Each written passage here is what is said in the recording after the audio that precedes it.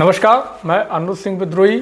साथियों, आज हम कर्नल किरोड़ी सिंह बैसला के बारे में जानेंगे, जिन्होंने गुर्जर आरक्षण आंदोलन को खड़ा किया और गुर्जर समाज में चेतना पैदा की। एक ऐसा महानायक, एक ऐसा नायक जिसके सफ़र की शुरुआत राजस्थान के एक स्कूल टीचर के रूप में होती है और वो उसको छोड़ करके बतौर सेना में सिपाही के रूप में भर्ती होते हैं और लगातार पदोन्नति पाते हुए कर्नल की पद तक पहुंचते हैं और उसके बाद उसको सेना को छोड़ करके स्वेच्छा सेवानिवृत्ति सेना से लेकर के एक सामाजिक महानायक के रूप में जिसके सफ़र का अंत होता है। आज हम उस नायक के बारे में बात करेंगे जिसके सीनियर आर्मी ऑफिसर, जिसको जिब्राल्टर की चट्टान कह के बुलाते थे, जिसके साथी कमांडो इंडियन रैम्बो के नाम से पुकारते थे और जिसको समाज ने पटरी वाले बाबा के नाम से पुकार करके सम्मान दिया। चलिए तो हम शुरू करते हैं कर्नल किरोड़ी सिंह बैसला के बारे में जानने के इस सीरीज को। कर्नल किरोड़ी सिंह बैसला, जिनका जन्म 12 सितंबर 1939 को मुंडिया गांव में करौली राजस्थान में हुआ था। ये पिता का नाम इनके बच्चू सिंह बैसला और माता का नाम धूपी देवी था। कर्नल किरोड़ी सिंह बैसला 4 भाई बहन थे। 2 इनसे बड़े भाई थे जो आर्मी में थे, इनके पिता भी आर्मी में थे, और एक इनकी छोटी बहन थी।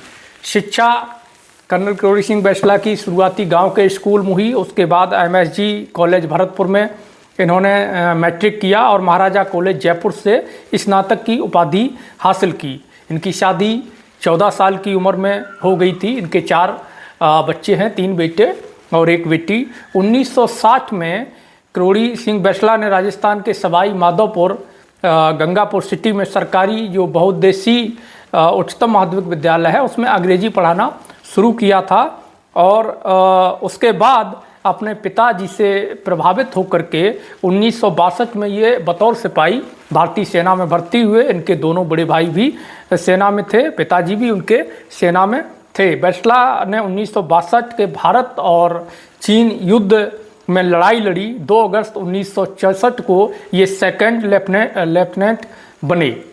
1965 के भारत और पाकिस्तान युद्ध में ये लड़े और युद्धबंदी हुए।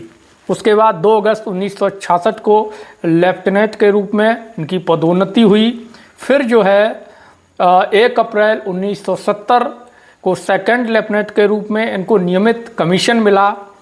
उसके बाद में उसी तारीख को ये लेफ्टिनेंट के रूप में फिर पदोन्नति हुए। सेना में उन्हें रॉक ऑफ द जिब्राल्टर यानी कि जिब्राल्टर की चट्टान कह के बुलाया जाता था। 20 जनवरी 1972 को कैप्टन बने और 20 जनवरी 1979 को पदोन्नत होकर के ये सेना के मेजर बने। 3 अप्रैल 1988 को कर्नल बैसला ने, जो भारतीय सेना पायनियर कोर थी, उसने कर्नल बैसला को पदोन्नत कर कर्नल बनाया। कर्नल किरोड़ी सिंह बैसला ने 10 जून 1991 को आर्मी से स्वेच्छा से सेवानिवृत्ति ले लिया और पूरी तरह अपने आप को सामाजिक कार्यों में लगा दिया।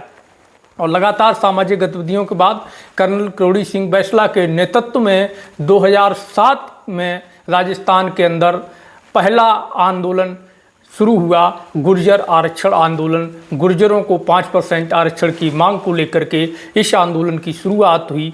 पहले तो इन्हीं के समाज के कुछ लोगों के द्वारा बैसला साहब को सिर्फ राशन की या पागल तक कहा गया, लेकिन जब बैसला साहब ने समाज को आरक्षण के लाभ के बारे में बताया, उसके फ़ायदे के बारे में बताया, तो पूरा समाज कर्नल किरोड़ी सिंह बैसला के साथ खड़ा हो गया। और एक ऐसा आंदोलन जिसको पूरे देश ने, पूरी दुनिया ने देखा, एक ऐसा आंदोलन जिसको कुचलने के लिए हर संभव कोशिश की गई, सारी तरकीबें अपनाई गई, जिसको कुचलने के लिए आर्मी तक का इस्तेमाल किया गया, गोलियां चलाई गई, जिसमें 73 लोग शहीद हो गए और गुर्जर समाज में एक नई चेतना पैदा हुई। अपने हक को हासिल करने के लिए लड़ने की ललक पैदा हुई, मुख्य धारा में आगे बढ़ने की ललक पैदा हुई। गुर्जर समाज को जिन्होंने संगठित किया, चेतना संपन्न बनाया और एक नई दिशा दी। आंदोलन के दौरान उन्होंने कहा था कि मुझे जो है पटरी से हटाने के सिर्फ 2 रास्ते हैं, या तो मुझे गोली मार दो या फिर मेरी जो मांग है वो पूरी कर दो तो मैं पटरी से हट जाऊँगा। इसीलिए इनको समाज में पटरी वाले बाबा के नाम से भी जाना जाता है। कर्नल किरोड़ी सिंह बैसला अपने अंतिम दिनों में भी लगातार सक्रिय रहे और उन्होंने समाज को संदेश दिए। लाइब्रेरी हर गांव में बहुत जरूरी है। तुम्हारा सारा पैसा जो लाइब्रेरीज में अच्छे कामों में जाना चाहिए वह तो पंडित लेंगे। कई समाज वैष्णव धर्म का अंधा अनुकरण करना बंद नहीं करेगा, आप तरक्की नहीं कर पाओगे। आने वाले 15 वर्ष के लिए आप सामाजिक इमरजेंसी लगा दीजिए, कथा भागवत और फालतू खर्चा सब बंद कर दीजिएगा और केवल 2 ही चीजों पे आप अपनी कमाई को लगाइए, good health and good education. उनका जो जोर था वो गुड एजुकेशन और गुड हेल्थ को लेकर के था।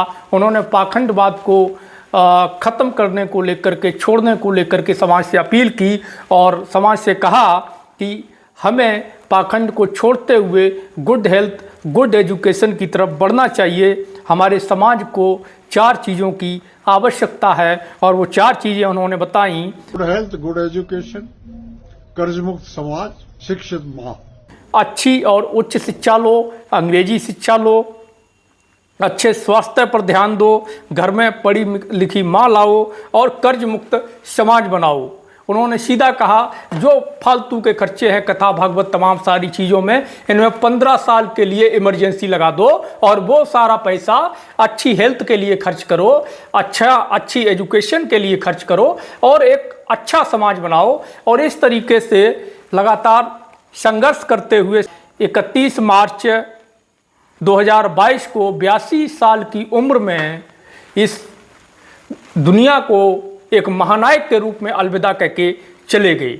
उनका जब निधन हुआ तो पूरा राजस्थान ही नहीं, पूरा गुर्जर समाज ही नहीं, बल्कि हर एक देश और विदेश में रहने वाला वो व्यक्ति गमगीन था जो सामाजिक न्याय की समझ रखता था, जो वंचितों के दर्द को महसूस करता था।